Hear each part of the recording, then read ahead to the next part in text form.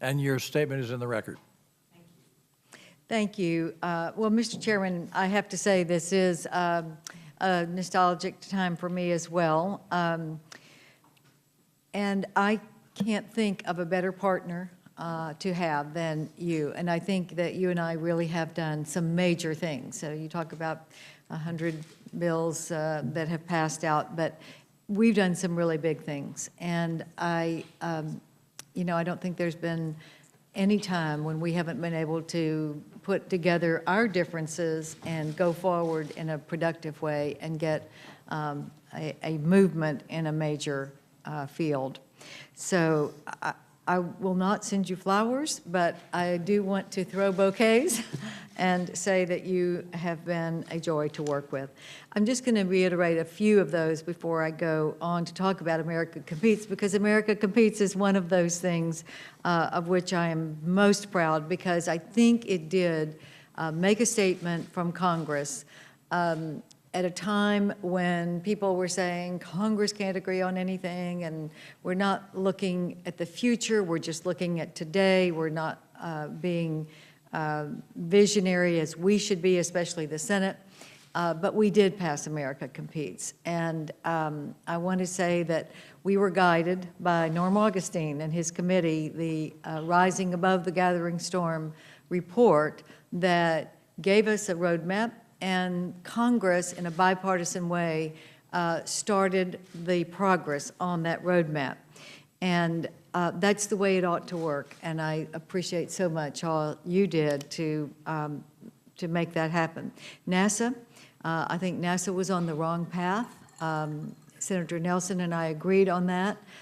We were devaluing the future in favor of the present in this administration. And with the help of the late Neil Armstrong, Gene Cernan, Jim Lovell, astronauts who stood up, and with the commitment of Congress, we were able to, I think, balance the plan that would keep a commercial opportunity alive for taxiing to the space station, but not at the expense of the next generation of space exploration, which is beyond low Earth orbit. And that was preserved. Again, Mr. Chairman, I really appreciate your willingness to work on that with us.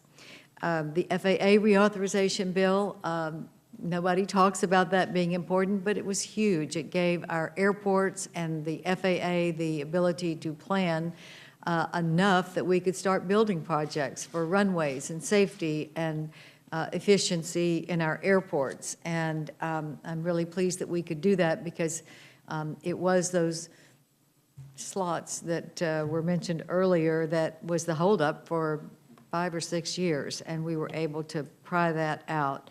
The spectrum legislation that opened more airwaves for our wireless broadband, as well as providing our national first responders more capability to have instant communications. Unfortunately, a lesson from 9/11, when everything got clogged because we didn't have enough wireless broadband capacity.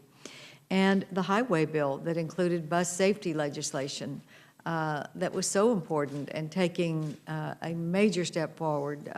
Senator Brown and I worked on that, and we got that through the committee, and we're able to put that in the highway bill. So I think we've done some wonderful things, and I've loved being the ranking member of this committee. On this bill that we're going to hear about today, America Competes, I do give so much credit to Norm Augustine, and so pleased that you could be with us today, because you did lead the effort with that fabulous committee to say we're behind on STEM education, and here's how we think we ought to be going forward. And our America Competes Act and the reauthorization of that act certainly did put us in a better situation. In the last decade, just to give you one example, growth in STEM jobs has been 3 times greater than non-STEM jobs. But today, only 30% of U.S. high school graduates are ready for college work in science, and 45% ready in math. That's not going to produce the teachers that we need for the future, nor the scientists and engineers that we need for the future to truly compete. Because of our commitment in Competes, the National Science Foundation has played a major role in STEM education, providing for $1 billion in educational scholarship programs so that our professionals and people who majored in the STEM courses, science, hard science, engineering, math, would get their teacher certificates and teach our young people, because they're the ones who can inspire our young people to be able to see a future in STEM professions. And it is with those enlightened teachers that we know we will have the scientists of the future come out.